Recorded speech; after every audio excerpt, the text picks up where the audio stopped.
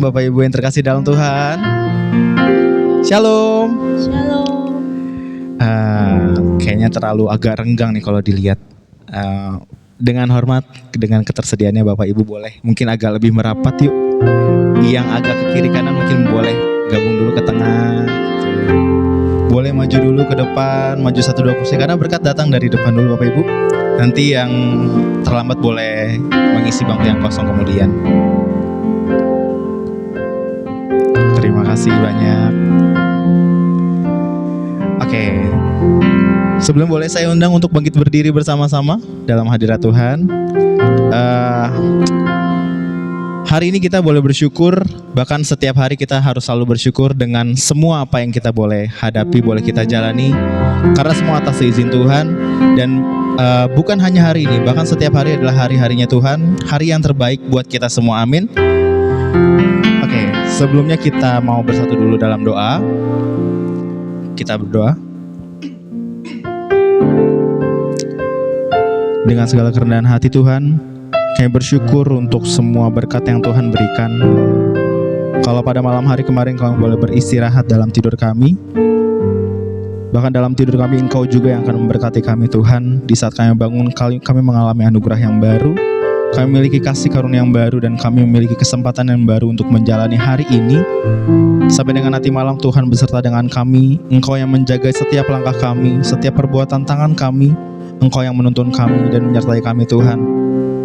Terima kasih seminggu yang lalu boleh berlalu, dan hari ini kami kembali untuk berkumpul bersama-sama di tempat ini beribadah Tuhan. Ibadah yang singkat tapi punya kualitas yang benar di hadapan Tuhan.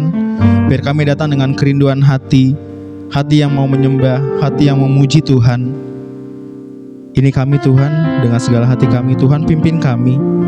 Berkati setiap para teman-teman pengerja yang ada di tempat ini maupun yang belum bisa datang, kiranya Tuhan yang berkati juga mereka.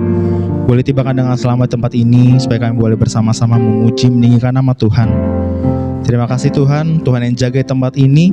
Biar setiap pujian penyembahan yang kami naikkan Engkau berkenan atasnya Bapa. Sekarang kami mau siap Tuhan untuk memuji meninggikan nama Tuhan. Pimpin kami di dalam nama Tuhan Yesus Kristus. Haleluya. Amin. Saya undang bangkit diri Bapak Ibu semuanya. Kita akan menyanyikan hari terbaik.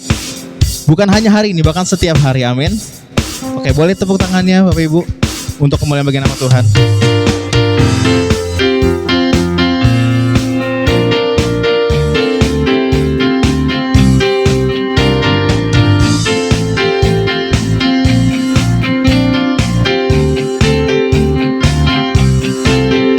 Yang belum tahu kita belajar sama-sama ya.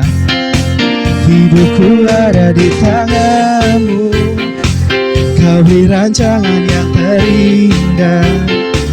Tak hanya yang baik saja yang ku terima.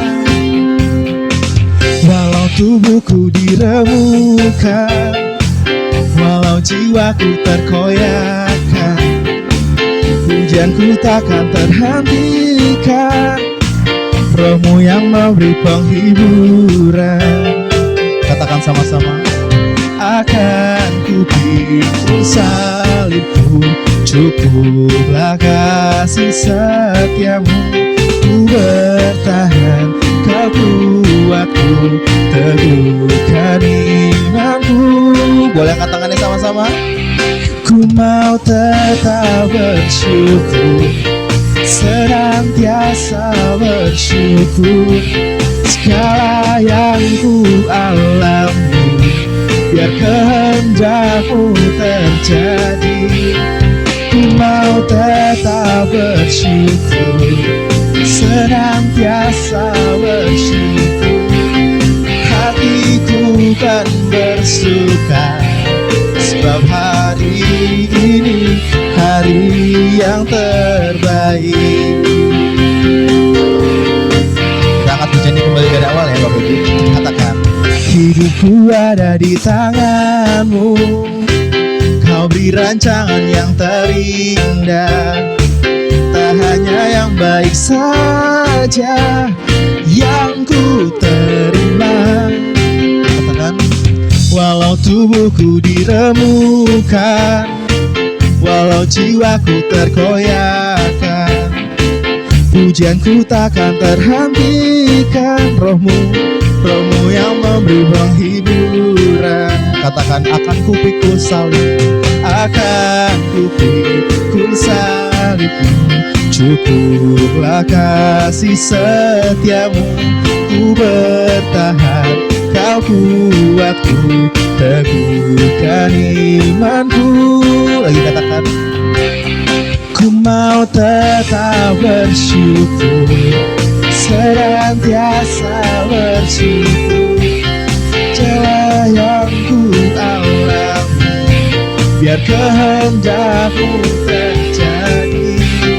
Ku mau tetap bersyukur, senantiasa bersyukur. Hatiku kan bersuka, sebab hari ini hari yang terbaik. Katakan, sebab hari ini, sebab hari ini hari yang terbaik. Sekali lagi katakan, sebab hari ini, sebab hari ini hari yang terbaik. Berikan tepuk tangan untuk Tuhan Yesus. Haleluya. Silakan duduk Bapak Ibu dalam hadirat Tuhan. Haleluya. Saatnya kita akan masuk dalam persiapan menyambut kebenaran firman Tuhan. Kita kembali untuk menyiapkan hati kita, selalu bersyukur dalam setiap hari, bahkan setiap waktu, setiap detik. Bahkan dalam tangan Tuhan kita serahkan hidup kita. Sambil kita mengangkat satu pujian.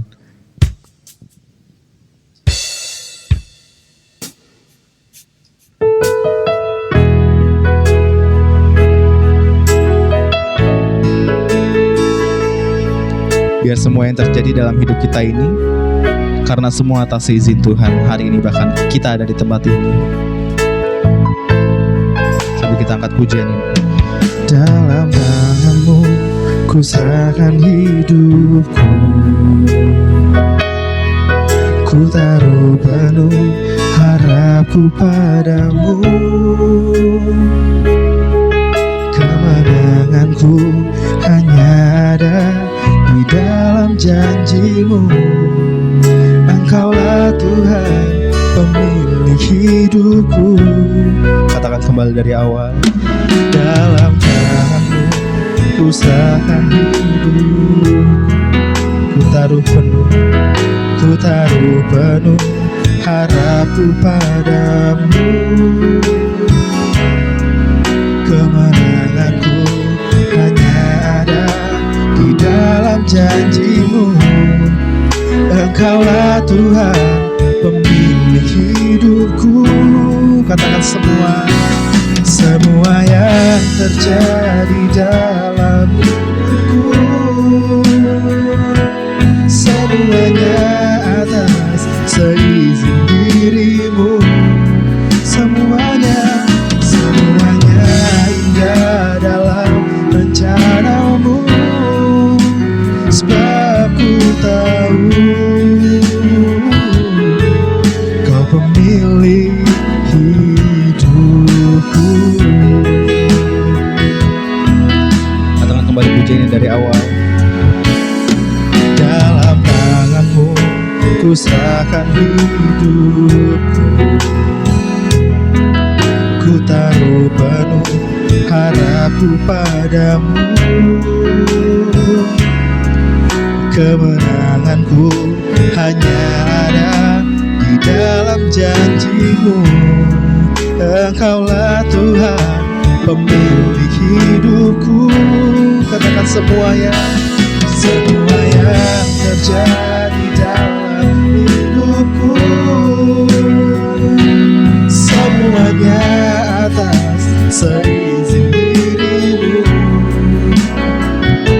Semuanya indah dalam rencana-Mu. Sebab ku tahu Kau pemilik hidupku.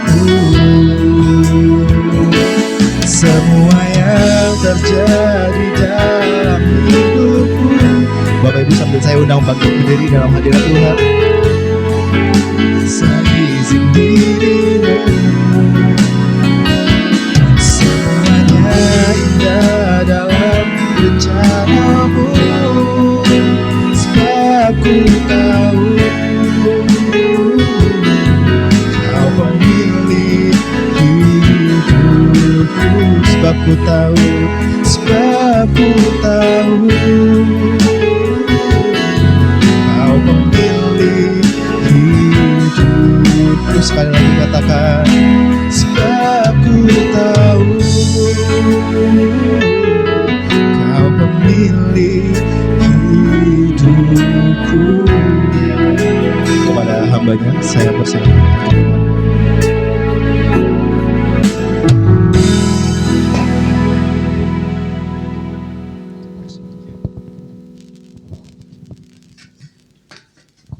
Mengucap syukur buat siang hari ini Tuhan. Setiap kami anak-anak-Mu bisa berkumpul di tempat ini dengan tidak kurang suatu apapun Bapa. Kami bersyukur, sungguh bersyukur kepada Tuhan. Kalau pada kesempatan pagi siang hari ini hamba-Mu berada di sini bersama dengan rekan-rekan tim PD Bogasari yang ada di tempat ini Tuhan. Biarlah kami bisa memuji, menyembah-Mu dan belajar tentang kebenaran firman-Mu di tempat ini, agar supaya menjadi setiap kami anak-anak di tempat ini menjadi hamba-hamba, menjadi anak-anak yang lebih baik lagi dan berkenan di hadapan-Mu Bapa. Terima kasih Tuhan Yesus yang baik, terima kasih Bapa di surga, setiap kita yang siap mendengarkan kebenaran firman Tuhan, sama-sama katakan amin. Ya, silakan duduk. Salam semuanya, selamat siang.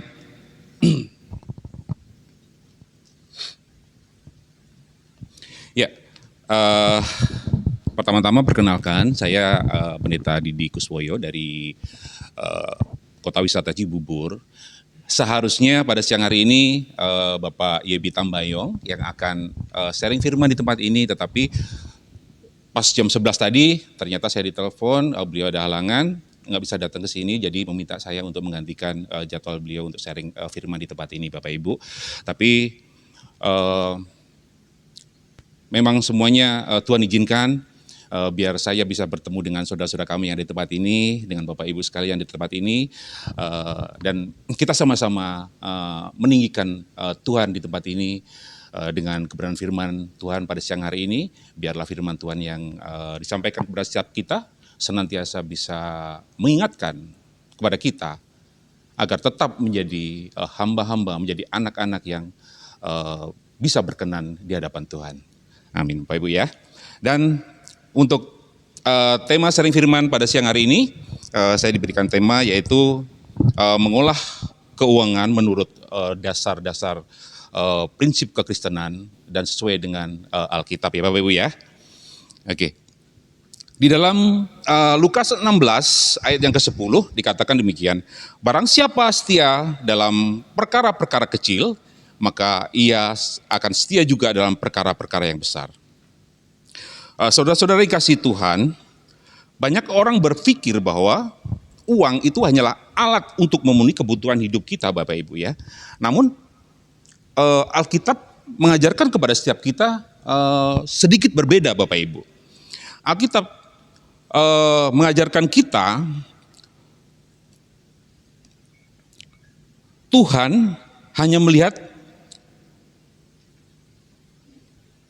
Tuhan tidak hanya melihat kita pada saat kita itu beribadah di gereja, pada saat hari Minggu kita fellowship di gereja dan memuji bersama-sama. Tetapi Tuhan juga melihat hati kita untuk bagaimana kita bisa menggunakan setiap berkat yang Tuhan sudah percayakan kepada setiap kita Bapak Ibu. Jadi di dalam 1 Tawarikh ayat 29 dikatakan juga demikian. Sebab daripadamulah segala-galanya dan dari tanganmulah yang kami berikan kepadamu. Artinya apa Bapak Ibu? Semua yang kita miliki itu berasal dari Tuhan. Benar ya Bapak Ibu ya? Kita hanyalah pengelola dari berkat-berkat yang Tuhan sudah berikan kepada setiap kita.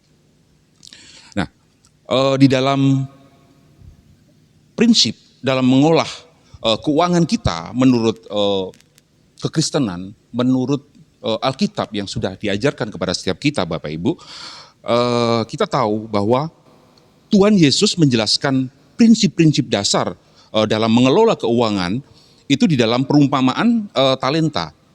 Yaitu di dalam Matius 25 ayat 14 sampai 15 kalau nggak salah ya.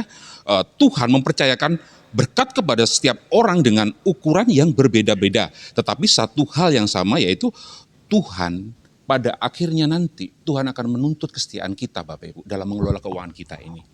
Ayo, berkat yang saya sudah berikan kepadamu, kamu pakai buat apa? Seperti itu kan. Kita harus mempertanggungjawabkan berkat-berkat yang sudah diberikan kepada kita, kepada Tuhan pada kesudahannya nanti Bapak Ibu.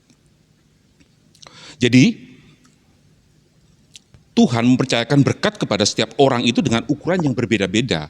Dan kesetiaan dalam kita mengelola keuangan sesuai dengan prinsip-prinsip kekristenan itu sendiri Bapak Ibu. Jadi pada siang hari ini pertanyaannya ialah bukan seberapa banyak yang kita miliki. Tetapi apakah kita setia mengelola apa yang Tuhan sudah percayakan kepada kita Bapak Ibu. Memang satu hal yang menarik ya, satu hal yang menarik kalau kita bahas tentang bagaimana kita itu bisa mengelola keuangan sesuai dengan prinsip-prinsip kekristenan dan sesuai dengan Alkitab Bapak Ibu ya. Nah, di dalam tema khotbah siang hari ini Bapak Ibu dalam bagaimana kita bisa mengelola keuangan kita sesuai dengan prinsip-prinsip kekristenan dan sesuai dengan Alkitab Bapak Ibu. Saya mencatat ada beberapa poin yang saya sudah siapkan bagi kita semuanya. Biarlah apa yang disampaikan bisa memberikan sedikit pengetahuan mungkin ya, sedikit pencerahan kepada kita semua agar bagaimana sih mengelola keuangan ini yang baik itu seperti apa, kayak gitu kan. Di dalam Alkitab kita ini kaya Bapak Ibu. Apapun yang kita butuhkan, apapun yang kita perlukan, semuanya ada di sini. Tergantung berbalik lagi kepada pribadi-pribadi kita yang di tempat ini. Gitu kan. Mau nggak kita baca ini Alkitab nih? Kadang-kadang kita punya Alkitab nih, dari baru kita simpan di rumah gitu kan. Ke gereja juga lupa bawa. Kadang-kadang gitu kan. Dari 10 tahun yang lalu Alkitab masih baru aja. Seperti itu. Jangan ya Ibu ya, Bapak Ibu sekalian ya. Jadi karena kita percaya bahwa firman Tuhan itu adalah Tuhan sendiri yang berbicara kepada setiap kita Bapak Ibu ya. Nah di dalam kita kembali lagi pada poin.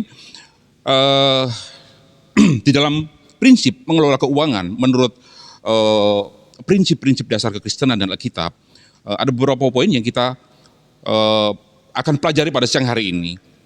Yang pertama adalah menyadari bahwa uang atau kekayaan yang Tuhan sudah berikan kepada setiap kita itu hanyalah titipan.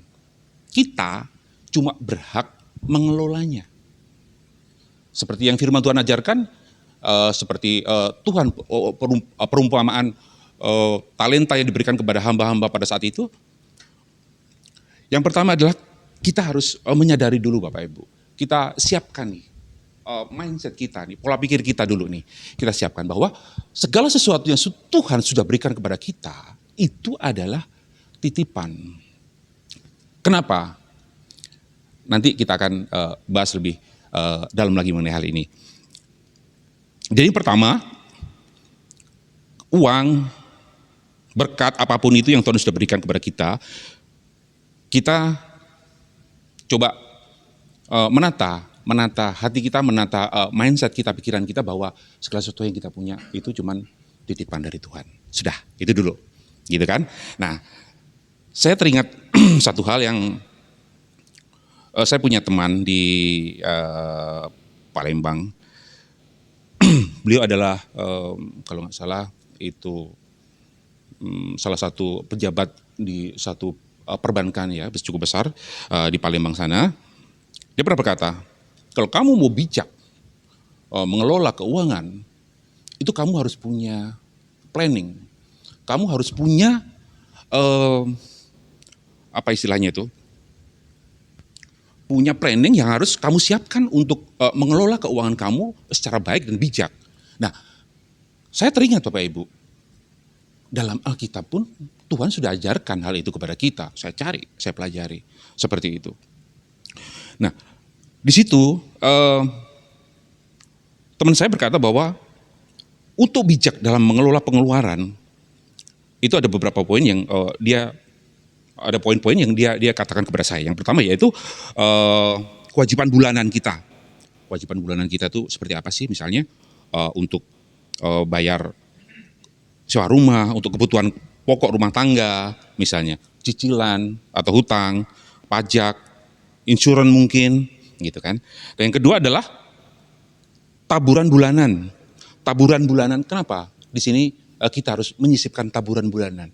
Begini Bapak Ibu, nanti ada penjelasannya akan lebih lanjut. Taburan bulanan ini meliputi satu perpuluhan, yang kedua mungkin kita mau memberkati orang tua kita, orang tua istri atau suami dan sebaliknya Bapak Ibu ya. Begitu juga mungkin di dalamnya situ, di dalam taburan bulanan ini di situ juga ada sedekah. Mungkin kita pengen bersedekah kepada sesama kita yang ada di luar sana. Seperti itu Bapak Ibu ya. Dan poin yang ketiga adalah tabungan atau investasi. Mungkin untuk membayar KPR kayak gitu. Dan itu dibagi secara persentase Bapak Ibu. Karena gini, perencanaan keuangan masing-masing orang itu akan berbeda-beda. Tetapi kita bisa menyesuaikan. Kita bisa menyesuaikan, mungkin suami sama istri boleh berkomunikasi, boleh saling tukar pikiran. Ini penghasilan kita dalam sebulan misalnya sekian gitu kan. Nanti taruh deh 15% nanti buat perpuluhan atau buat persembahan ke gereja kayak gitu. Yang kedua, kita bicara kebutuhan pokok kita, rumah tangga apa segala macam itu mungkin 45%. Kewajiban kredit kita berapa? Mungkin ada di situ 30% dan sisanya apa? Kita harus menabung. Nah, nanti sisanya mungkin cuma kebagian 10%. Ya tidak apa-apa. Kita sisipkan di situ, tapi kita harus komitmen di situ Bapak Ibu. Nah, kenapa kita harus bagi-bagi seperti ini Bapak Ibu ya? Kita akan belajar nanti ada sangkut pautnya dengan kebenaran firman Tuhan yang ada Bapak Ibu ya. Bijak dalam mengelola keuangan atau pengeluaran kita tiap bulannya itu ada beberapa poin juga yang kita akan pelajari pada siang hari ini. Yang pertama yang tadi saya jelaskan yaitu kewajiban bulanan. Itu di dalamnya situ akan ada beberapa pilihan, ada poin-poin yang harus kita memiliki komitmen bersama antara suami dan istri dalam lingkungan kecil, dalam lingkup rumah tangga kita sendiri. Kita harus benar-benar ada planning, ada komitmen, ada pelaksanaan yang harus benar-benar antara suami dan istri, satu keluarga itu ada komunikasi. Jadi tidak akan ada perselisihan. Jadi tidak akan ada miskomunikasi antara keluarga satu dengan mungkin dengan istri atau suami seperti itu Bapak Ibu. Kita hindari seperti itu. Yang pertama adalah untuk kewajiban pokok. Kita bicara kewajiban. Kewajiban itu bukan pilihan Bapak Ibu ya. Kewajiban itu keharusan. Misalnya apa sih yang jadi kewajiban kita tiap bulan? Misalnya untuk bayar KPR rumah, gitu. Untuk bayar KPR rumah, untuk makan minum tiap hari, mungkin untuk sekolah anak-anak, pendidikannya, biaya transportasi, terus bayar asuransi atau bahkan cicilan hutang Bapak Ibu ya. Di situ kita bagi. Nah, poin yang kedua, untuk kita bisa bijak dalam mengelola pengeluaran kita tiap bulannya. Yang kedua, yang seperti saya sampaikan tadi ya, kita bicara tentang taburan bulanan Bapak Ibu ya. Nah, taburan bulanan itu ada seperti tadi disampaikan, ada perpuluhan, ada mungkin ini berkat buat orang tua istri, buat orang tua suami atau keluarga masing-masing ya. Terus di situ nanti ada sedekah juga mungkin di dalamnya gitu. Kenapa sih kita harus sisipkan taburan bulanannya ke dalam planning kita untuk tiap bulanan ini Bapak Ibu ya. Jadi menabur itu adalah investasi benih. Investasi benih. Alkitab mengajarkan kepada kita dalam 2 Korintus ayat 9. Ia menyediakan benih bagi penabur dan tidak dimakan habis. Jadi kita menabur benih itu bukan semata-mata buat gaya-gayaan aja deh biar nanti orang lain lihat juga bahwa kita juga dermawan seperti itu. No, bukan Bapak Ibu. Tapi kita belajar dari Alkitab yang Tuhan sudah siapkan buat kita Bapak Ibu. Untuk mengatur pengeluaran keuangan kita, untuk mengatur, mengolah atau membuat planning keuangan kita, rumah tangga kecil kita, seperti apa nanti yang harus kita lakukan sesuai dengan prinsip-prinsip kekristenan dan sesuai dengan Alkitab yang Tuhan sudah ajarkan kepada kita semua, Bapak Ibu. Dan yang berikutnya, dalam bijak pengelolaan keuangan itu,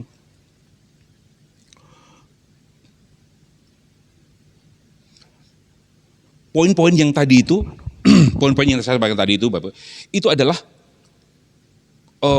semuanya atas dasar Alkitab, semuanya atas dasar firman Tuhan.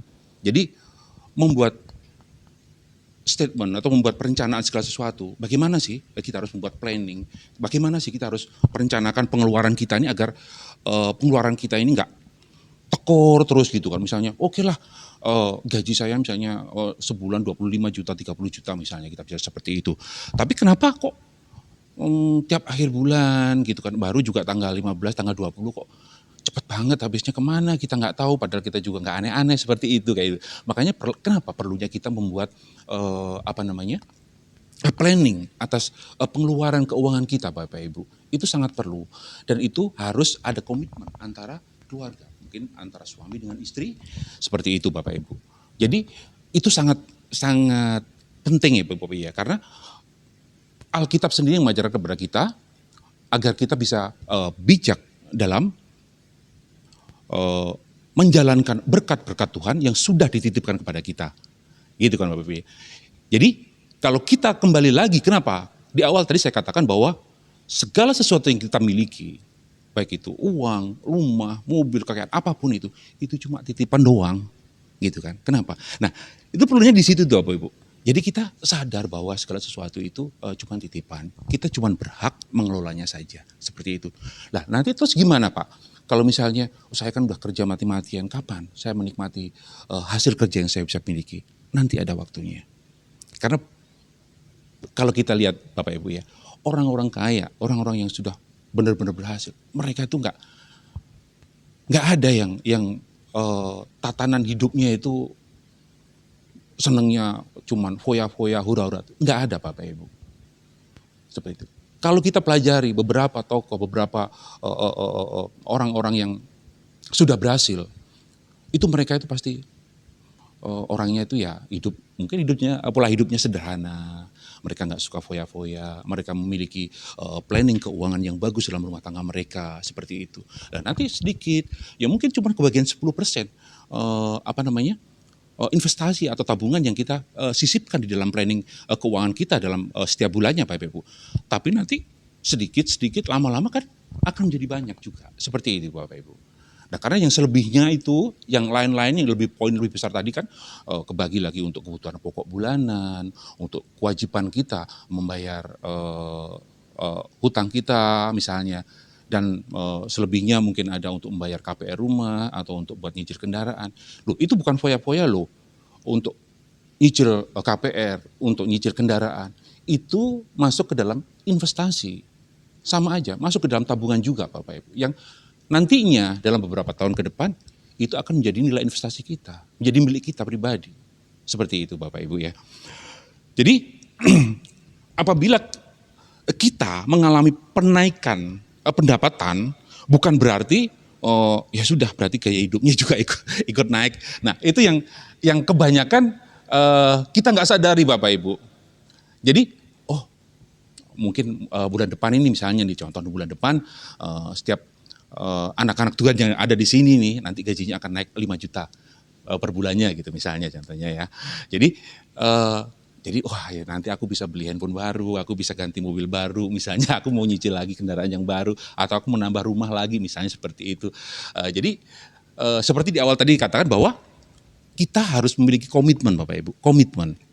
Jadi kenaikan pendapatan bukan berarti harus dibarengi dengan kenaikan gaya hidup kita atau pengeluaran kita. Kita tidak akan punya lebih kalau kenaikan pendapatan kita selalu diiringi dengan kenaikan gaya hidup kita Bapak Ibu ya. Banyak hal yang kita bisa hindari sebenarnya Bapak Ibu ya. Dan juga di dalam mengatur pengeluaran keuangan ini, jangan lebih besar pasak daripada tiang. Itu pasti ya, prinsip itu kan. Misalnya gaji kita sebulan itu 10 juta gitu kan. Dan ternyata bulan ini kita menghabiskan 12 atau mungkin 15 bahkan sampai 15 juta seperti itu. Wah, nanti lama-lama jadi pusing Bapak Ibu. Akan jadi masalah itu nanti kan seperti itu. Jadi belajarlah, kita harus bisa mengukur kemampuan kita. Jangan memaksakan diri. Seperti itu Bapak Ibu. Bahkan kenapa sih kita harus belajar mencukupkan diri dengan apa yang kita punyai saat ini gitu Bapak Ibu ya. Kadang-kadang kita juga termakan dengan gaya hidup, dengan gengsi seperti itu. Loh, buat apa sih kita harus gengsi gitu misalnya? Loh, wah ini sih Pak Raymond ini kan gajinya kan 50 juta, masa iya sih pakai handphonenya Oppo begitu kan? Mestinya enggak perlu lah. Terus nanti, oh ya besok aku mau ganti lagi nih Pro Max 19 misalnya. Seperti enggak perlu, kita enggak perlu gengsi Bapak Ibu. Jangan termakan dengan gaya hidup orang lain. Kita sebagai anak-anak Tuhan, kita harus bisa menjadi pribadi-pribadi yang berbeda di luar sana tentunya, dan akan pastinya kita juga harus bisa menjadi berkat bagi banyak orang. Karena apa? Dari orang melihat kehidupan kita, orang akan bisa diberkati. Seperti itu Bapak Ibu ya. Nah, dan berikutnya dalam prinsip mengelola keuangan kita yang sesuai dengan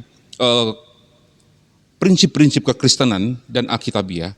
Poin yang pertama tadi saya sudah sampaikan bahwa kita harus menyadari bahwa kekayaan, uang, rumah, apapun yang kita miliki, semuanya itu cuma titipan Tuhan. Dan kita hanya berhak untuk mengelolanya saja. Pada saatnya nanti Tuhan akan meminta pertanggungjawaban kita, Bapak Ibu.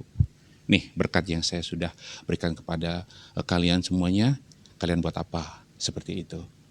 Tapi saya percaya bahwa rekan-rekan semuanya, Bapak Ibu sekalian yang ada di tempat ini, semuanya bisa belajar dari kebenaran firman Tuhan yang ada, dan kita juga bisa menjadi pribadi-pribadi yang berbeda dengan orang lain. Seperti itu. Dan poin yang kedua adalah hidup dengan rasa cukup Bapak Ibu. Hidup dengan rasa cukup, dengan rasa syukur yang ada tiap hari, apapun yang sudah Tuhan berikan kepada kita saat ini. Oh mungkin kita cuman kebagian sedikit untuk hidup sebulan, enggak apa-apa, kita nikmatin aja dengan penuh ucapan syukur. Kenapa sih harus seperti itu Bapak Ibu? Nanti akan kita bahas lagi lebih detail lagi Bapak Ibu. Dunia berkata, kalau kamu punya lebih banyak uang, maka kita akan lebih bahagia. Tentunya seperti itu Bapak Ibu ya. Tetapi Alkitab berkata demikian Bapak Ibu. Di 1 Timotius 6 ayat 6, memang ibadah itu kalau disertai dengan rasa cukup akan memberi keuntungan yang sangat besar. Rasa cukup membuat hati kita tidak serakah. Rasa cukup dan ucapan syukur membuat kita tidak gampang iri kepada orang lain. Rasa cukup akan membuat kita, pribadi kita, hati kita tidak dikuasai dengan mamon. Karena jelas Tuhan berkata dengan tegas di dalam 1 Timotius, akar dari segala kejahatan ialah cinta uang Bapak Ibu. Bukan uang yang jahat Bapak Ibu, tetapi hati yang lebih mencintai uang daripada Tuhan itu sendiri.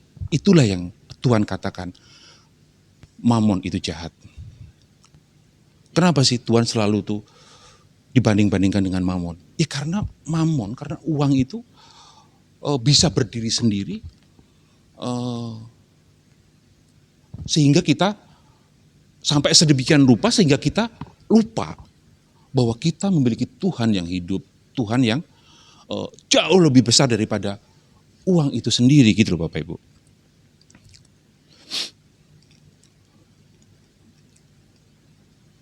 kita belajar 2 poin. Yang pertama, kita harus menyadari dan kita harus belajar berubah mindset kita bahwa segala sesuatu yang kita miliki, kekayaan, uang, apapun itu hanyalah titipan. Yang kedua, kita harus belajar hidup dengan rasa cukup, dengan penuh ucapan syukur.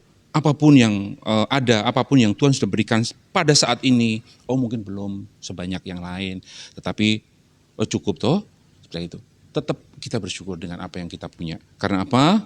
Ucapan rasa syukur yang kita miliki tadi akan membentuk hati kita, akan membentuk diri kita untuk kita tidak menjadi orang-orang yang serakah, kita tidak menjadi orang-orang yang gampang iri kepada orang lain, dan membentuk diri kita, hati kita, agar tidak dikuasai dengan mamon, Bapak Ibu. Dan poin yang berikutnya adalah membuat perencanaan dan anggaran. Nah, ini yang di awal kita bahas tadi, Bapak Ibu ya. Tuhan Yesus mengajarkan pentingnya perencanaan dalam mengelola keuangan ini dalam Lukas 14, Bapak Ibu. Sebab siapakah di antara kamu yang kalau kamu mendirikan sebuah menara tidak duduk dahulu membuat anggaran biayanya, iya kan? Orang yang bijak akan selalu merencanakan keuangan. Orang yang bijak tidak hidup dengan sembarangan, dengan asal-asalan. Mentang-mentang gue lagi banyak duit nih, udahlah apa yang gue pengen gue beli dah semuanya, seperti itu kurang lebih gitu kan. Orang yang bijak tidak akan menghabiskan apa yang dia miliki pada saat itu, Bapak Ibu, iya kan? Jadi kenapa kita kembali lagi, kenapa perlunya kita harus memiliki planning atau rencana kerja, atau kalau ngomong kerennya mungkin apa ya, anggaran dasar belanja gitu, meskipun dalam lingkup kecil rumah tangga kita sendiri gitu kan, Bapak Ibu. Ini sebulan ini untuk beli sayuran lah, untuk beli ini segala macam. Tentu kita harus buat seperti itu, Bapak Ibu ya, agar segala sesuatu itu tidak akan keluar dari prinsip-prinsip kekristenan sendiri, dari prinsip-prinsip Alkitab yang Tuhan sudah ajarkan kepada kita, Bapak Ibu ya. Dan yang poin berikutnya, Bapak Ibu, yang ketiga tadi kita harus membuat rancangan dan anggaran belanja, meskipun di dalam lingkup kecil, di dalam rumah tangga kita sendiri, Bapak Ibu. Dan poin berikutnya adalah memberi untuk memuliakan Tuhan, Bapak Ibu. Nah, ini yang saya katakan tadi, kenapa kita harus menyisipkan, menabur di dalam planning keuangan kita setiap bulannya, Bapak Ibu. Berbicara menabur, taburan itu adalah benih berkat yang nantinya akan bertumbuh, bahkan berbuah lebat. Dan pada saatnya nanti, pada masa kekeringan, kita nggak berteriak-teriak, Tuhan, aku kan sudah ikut kamu, aku kan sudah rajin ke gereja tiap minggu, tapi kenapa Tuhan? Kenapa Tuhan? Kenapa? Kayak begitu terus. Iya kan? Karena ada yang salah. Iya kan Bapak Ibu ya? Jadi salah satu prinsip penting dalam keuangan menurut Alkitab adalah memberi kepada Tuhan. Di dalam Amsal 3 ayat 9 dikatakan demikian, muliakanlah Tuhan dengan hartamu dan dengan hasil pertama dari segala penghasilanmu. Di sini kita berbicara mengenai buah sulung ya Bapak Ibu kali ini ya. Saya tidak tidak menyarankan, saya tidak mengharuskan kita harus memberikan buah sulung. Buah sulung itu apa sih Bapak Ibu? Buah sulung itu kan memberikan segala penghasilan dari penghasilan kita. Jadi semuanya kita berikan kepada Tuhan. Karena seperti kita tahu dalam lingkup Kristenan sendiri pemberian buah sulung ini masih menjadi kontroversi. Saya tidak mengharuskan seperti itu. Itu kembali ke masing-masing pribadi kita. Tetapi satu hal Bapak Ibu, suatu hari saya pernah ikut ibadah di gereja kecil, masih di gereja lama dulu Bapak Ibu, udah ada lebih dari mungkin 15 tahun yang lalu, kalau nggak salah tuh ya. Suatu saat pagi saya ke gereja sama istri saya, di situ firman Tuhan katakan ayat ini tadi Bapak Ibu, Amsal 3:9 tadi, muliakanlah Tuhan dengan hartamu dan dengan hasil pertama dari segala penghasilanmu. Ini artinya apa sih? Gitu kan. Dulu kan saya juga belum mengerti banget gitu kan, menerjemahkan ayat firman Tuhan itu seperti apa. Tapi saya tanya sama teman-teman atau sama-sama orang yang lebih tahu seperti itu. Ternyata di dalam Amsal 3 ini kita berbicara tentang pemberian buah sulung kita kepada Tuhan. Seperti tadi saya katakan, saya nggak menganjurkan, saya nggak mengarahkan setiap kita harus mengembalikan atau memberikan buah sulung ini kepada Tuhan. Saya enggak, karena dalam lingkup kekristenan sendiri ini sebenarnya hal sensitif ya Bapak Ibu ya. Saya enggak mengharuskan, itu kembali ke masing-masing pribadi kita kok. Kita kembali ke masing-masing pribadi kita. Kalau memang kita merasa nih, seperti saya pada waktu itu, saya hari Minggu saya ke gereja sama istri saya, berantem seperti itu. Tapi saya menangkap firman itu Bapak Ibu. Saya menangkap firman itu. Oke, saya bilang sama istri saya, boleh nggak kalau misalnya nanti pas itu kejadian itu masih bulan awal Desember Bapak Ibu, awal Desember ceritanya tuh, saya gereja sama istri saya dapat firman ini, saya tanya sama istri saya, boleh nggak nanti di awal Januari itu kan awal tahun, aku akan memberikan semua dari segala penghasilanku buat Tuhan, saya bilang gitu kan. Kalau memang Tuhan berbicara sama kamu, lakukan. Oke, saya lakukan. Tapi kan yang namanya keluarga, namanya suami istri itu kan sudah jadi satu Bapak Ibu. Kalau misalnya saya nih sebagai suami misalnya, oke, aku akan beri. Tapi istri keberatan ternyata, mendingan nggak usah. Kalau nggak ada sepakat, mendingan nggak usah Bapak Ibu. Nggak apa-apa. Itu nggak dosa kok. Dan pada saat itu saya katakan sama istri saya, dan istri saya bilang seperti itu, kalau memang Tuhan berbicara sama kamu seperti itu, lakukan. Bilang itu, iya ya. Tapi saat itu kami itu baru sepakat Bapak Ibu, baru sepakat. Juga belum, istilahnya kan gaji pertama pun juga belum diterima gitu loh. Tapi saya sudah saya sudah berjanji seolah-olah seperti ini, oke lah saya lakukan dan saya mau melakukan itu. Karena saya merasa terpanggil akan firman Tuhan yang Tuhan sudah taburkan pada saat itu kan Bapak Ibu. Saya minta izin istri saya dan ternyata istri saya mendukung. Seperti itu. Baru kami sepakat suami istri masih di awal Desember itu. Berarti nanti pelaksanaannya itu gaji Desember semuanya akan kita tabur di awal tahun untuk kita mengembalikan buah sulung kepada Tuhan. Saya bilang gitu kan istriku. Iya boleh, seperti itu. Baru sepakat tok Bapak Ibu. Gaji bulan Desember juga belum saya terima kan begitu toh istilahnya itu. Karena masih awal Desember, sekitar minggu-minggu pertama lah, tanggal 45 gitu lah kurang lebih, atau tanggal 5-6 saya lupa deh. Nah di situ, enggak, itu selang minggu berikutnya Bapak Ibu, apa yang terjadi Bapak Ibu? Saya ditelepon sama teman pelayanan saya pada saat itu ya, di gereja lama itu. Pak Didi, saya bilang gitu, Pak Didi, aku sudah siapkan tiket untuk pergi ke Israel. Dia bilang gitu kan. Itu suami istri sama anak satu, dia bilang gitu kan. Pada saat itu anak saya masih satu Bapak Ibu. Sudah disiapkan tiket, hotel, semuanya sudah disiapkan sama mereka. Dan ini uang sakunya. Waduh, dan itu gak main-main Bapak Ibu. Banyak banget gitu kan. Dan ternyata pada saat berangkat, rencana mereka itu, yang kawan itu punya rencana untuk berangkat saya pergi ke Israel pada saat itu bersama dengan tim yang lain. Jadi seolah kayak apa sih, satu paket ke sana gitu untuk pergi ke tanah perjanjian seperti itu kan. Nah, pas pada waktu kita pergi bersama-sama itu ternyata di situ banyak teman-teman, rekan kerja yang mereka juga ikut ada di dalamnya situ Bapak Ibu. Pada saat ketemu di Israel sana, pada saat ketemu dia bilang gitu, aduh Mas Didi, nih buat beli oleh-oleh. Semuanya pada ngasih berkat Bapak Ibu. Saya nggak tahu dan saya sedikit pun saya nggak ada kepikiran untuk saya itu minta apa istilahnya, minta imbal balik sama Tuhan pada saat saya sama istri bersepakat untuk memberikan buah sulung itu. Dan apa yang terjadi Bapak Ibu? Setelah kami pulang liburan dari Israel, kurang lebih 12 hari pada saat itu, pulang itu bukannya orang tuh biasanya kalau habis pergi liburan apalagi pergi jauh gitu kan, itu pasti kan ya udah duit udah habis gitu kan. Kita balik lagi ke rumah, kita ngirit lagi seperti itu. Begitu saya pulang dari Israel, Bapak Ibu, banyak berkat yang saya terima dari teman-teman yang lain itu, dan dari orang yang hamba Tuhan itu yang memberangkatkan saya pergi ke sana, itu juga memberikan berkat yang sangat luar biasa besarnya.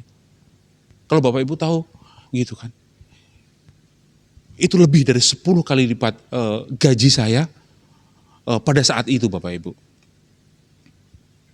10 kali lipat uang sakunya tok. Ini belum berkat-berkat yang teman-teman kasih dari sana. Begitu saya pulang dari Israel, "Ma, ini kemarin yang dikasih sama orang-orang sama uang saku yang dari hamba Tuhan ini," dibilang gitu kan. "Lah kok banyak banget," dia bilang gitu kan. Ya itu udah jadi berkat Mama, saya bilang gitu kan. Saya serahkan sama istri saya semuanya. Dan pada saat itu kurang lebih sekitar tahun 99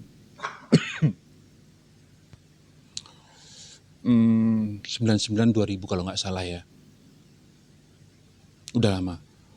Itu sama istriku itu akhirnya ditukar ke money changer kayak begitu. Dan kami mendapatkan uang itu kurang lebih hampir 100 juta Bapak Ibu. Coba, pada tahun segitu loh, kita dapat berkat segitu. Aduh, aku pribadi sangat yakin dan percaya bahwa kalau kita benar-benar memiliki hati yang tulus sama Tuhan Bapak Ibu, kita nggak usah minta pun. Padahal demi Tuhan aku nggak pernah sedikit pun punya hati, oh nanti tak kasih Tuhan, biar Tuhan nanti berbelas kasihan memberi berkat balik pada, sedikit pun nggak ada Bapak Ibu. Betul. Jadi dalam contoh yang saya berikan seperti ini tadi, biarlah bisa memberikan pencerahan, memberikan membuka pikiran kita, mungkin apakah kita harus seperti itu dan kita harus seperti itu atau seperti apa, kayak begitu kan Bapak Ibu ya. Tetapi itu hal yang saya alami pribadi, secara pribadi Bapak Ibu ya. Jadi kalau Tuhan sudah siapkan berkat apapun itu, bahkan untuk pergi ke Israel pun, mimpi pun saya enggak Bapak Ibu. Sedikit pun keinginan itu enggak ada, karena saya tahu diri, saya enggak bakalan mampu pergi ke Israel, berangkat sendirian gitu loh Bapak Ibu. Tuhan sediakan loh tiket berangkat pulang pergi, saya, istri saya, bahkan sama dengan anak saya. Seperti itu Bapak Ibu. Oke, itu sedikit biar kesaksian agar kita bisa belajar bagaimana kita harus berserah diri kepada Tuhan dalam kehidupan kita. Dan dalam bagaimana kita harus mengelola keuangan kita secara Kristenan dan menurut Alkitab, selain poin yang terakhir tadi, yaitu memberi untuk memuliakan Tuhan. Nah, kenapa ada poin ini harus kita sisipkan juga dalam rencana keuangan kita di tiap bulannya Bapak Ibu. Kita memberi, menabur untuk perpuluhan, itu kita berbicara tentang benih berkat yang Tuhan akan sediakan kepada setiap kita, setiap Bapak Ibu Saudara yang ada di tempat ini, agar supaya apa? Pada saatnya nanti, pada masa kekeringan, Tuhan sudah siapkan benih-benih kita yang kita tabur, sudah menjadi buah-buah yang siap dipanen. Jadi kita akan senantiasa diberkati, hidup kudus di dalam Tuhan Bapak Ibu ya. Dan di poin yang terakhir yaitu menghindari utang yang tidak perlu. Alkitab memberi peringatan tentang hutang, yaitu di Amsal 22. Orang yang berhutang adalah hamba dari orang yang memberikan pinjaman. Uang seringkali menjadi utang, akan seringkali menjadi beban dalam hidup kita Bapak Ibu. Utang akan menjadi sumber tekanan dalam kehidupan kita Bapak Ibu. Dan hutang juga bahkan akan merusak damai sejahtera kita, bahkan akan banyak menimbulkan masalah-masalah dalam keluarga kita sendiri Bapak Ibu. Jadi kalau bisa kita menghindari hutang-hutang yang tidak perlu, ya mendingan gak usah berhutang. Kalau emang gak perlu, kita harus bisa membedakan keperluan dan keinginan. Itu dulu. Jadi bagaimana kita harus bijak mengelola keuangan kita, mengelola pengeluaran kita yang sesuai dengan Alkitab, sesuai dengan prinsip-prinsip kekristenan. Ya kita harus tahu, bisa membedakan dulu antara keinginan dan keperluan kita. Saya yakin setiap kita yang ada di sini pasti tahu dan pasti mengerti antara keinginan dan keperluan. Itu kita bisa membedakan. Jadi karena Tuhan sudah memberikan hikmat, kepandaian kepada setiap kita yang ada saat ini Bapak Ibu ya. Dan yang terakhir adalah menabung dan mempersiapkan masa depan kita. Dalam Amsal 21 dikatakan demikian, harta yang indah dan minyak ada di kediaman orang-orang bijak, tetapi orang bodoh akan menghabiskannya Bapak Ibu. Alkitab juga akan juga memberikan contoh. Kita disuruh belajar kepada semut dalam Amsal itu. Semut itu apa Bapak Ibu? Rajin mengumpulkan makanan untuk masa depan. Seperti itulah perumpamaan yang Tuhan berikan kepada setiap kita. Nah kalau kita nggak belajar, kita nggak memiliki planning keuangan kita nggak belajar membuat rencana atas keuangan kita sendiri di tiap bulan-bulannya seperti itu, maka kita nggak akan tahu sampai di mana kita bisa menabung, sampai di mana kita bisa memanage keuangan pengeluaran kita seperti itu. Tapi kalau kita merencanakan sedemikian rupa, berbicara, berkomunikasi antara suami dengan istri, dalam keluarga kita, dalam keluarga kecil kita akan tahu, oh ini semuanya sudah tertata rapi, yang sekian persen ini buat bayar ini, sekian persen buat bayar ini, seperti itu. Itu akan jelas Bapak Ibu ya. Jadi nggak ada misalnya, baru kemarin kan saya udah kasih uang 10 juta lagi, belum ada seminggu kok udah habis, kayak begitu kan. Banyak loh suami-suaminya seperti itu. Kadang-kadang kita nggak tahu Bapak Ibu. Padahal istri juga nggak belanja yang aneh-aneh misalnya seperti itu. Tapi terkadang hal-hal seperti itu terjadi dalam kehidupan kita. Iya kan? Jadi pada siang hari ini kita bisa simpulkan beberapa hal dalam mengelola keuangan menurut prinsip-prinsip kekristenan dan Alkitab. Berarti yang pertama yaitu menyadari bahwa semua yang kita miliki adalah titipan dari Tuhan. Dan yang kedua adalah hidup dengan rasa cukup dan penuh ucapan syukur kepada Tuhan. Apapun yang Tuhan sudah sediakan kepada kita, Bapak Ibu ya. Dan yang berikutnya adalah yang ketiga, membuat rancangan yang bijak atas pengeluaran-pengeluaran yang ada Bapak Ibu. Meskipun dalam lingkup kecil keluarga kita harus punya catatan. Dan harus dilaksanakan dengan komitmen antara suami dengan istri. Seperti itu. Dan yang berikutnya adalah memberi kepada Tuhan dengan setia. Kita bicara memberi dengan menyisipkan poin taburan dalam rencana bulanan kita, seperti saya tadi sudah jelaskan bahwa taburan itu adalah benih berkat yang nantinya kita akan tuai pada saat masa kekeringan Bapak Ibu ya. Dan yang kelima adalah menghindari hutang yang tidak perlu. Dan yang paling terakhir, menabung atau investasi, mempersiapkan masa depan kita. Jika kita mengelola berkat Tuhan dengan benar, maka uang tidak akan menjadi tuan atas hidup kita Bapak Ibu, tetapi hanya menjadi alat untuk memuliakan Tuhan dan memberkati orang lain Bapak Ibu ya. Tuhan tidak mencari orang yang kaya, tetapi Tuhan mencari orang-orang yang setia, seperti yang dikatakan dalam Lukas 16, barang siapa setia dalam perkara yang kecil, maka ia akan setia juga dalam perkara-perkara yang besar. Kiranya kita semua menjadi pengelola-pengelola keuangan yang baik, yang alkitabiah, yang setia atas setiap berkat yang Tuhan sudah percayakan kepada kita. Demikian firman Tuhan pada siang hari ini. Tuhan Yesus memberkati.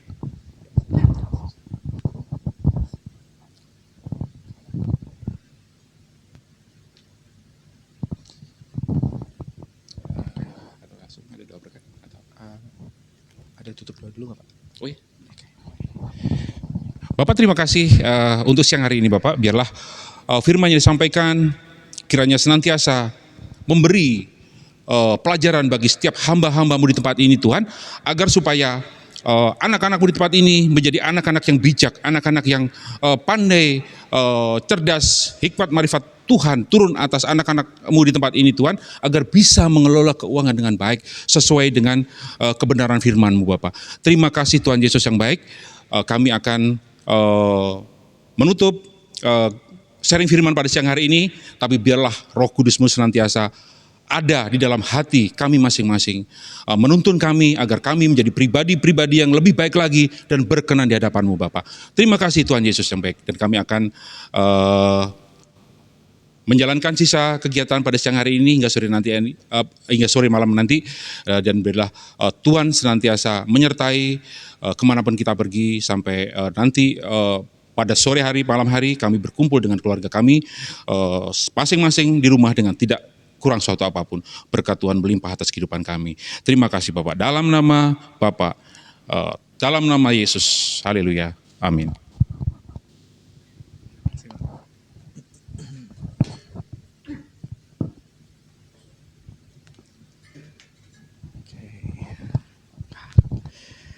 Oke, sekali lagi shalom Bapak Ibu semua. Diberkati dengan firman Tuhan hari ini. Amin. Kembali kami mengucapkan terima kasih kepada Bapak Pendeta Didi Kuswoyo atas firman yang dibagikan buat kita pada siang hari ini, Pak. Kini Tuhan Yesus berkati dalam segala hal, pekerjaan, pelayanan, dan keluarganya. Kita akan masuk dalam pengumuman sepekan untuk 2 minggu ke depan. Untuk setiap hari Rabu, kegiatan doa bersama setiap hari Rabu secara hybrid bisa diadakan secara via luring di ruang meeting internal audit dan via daring ada di link Zoom yang disampaikan di WhatsApp grup El Shaddai.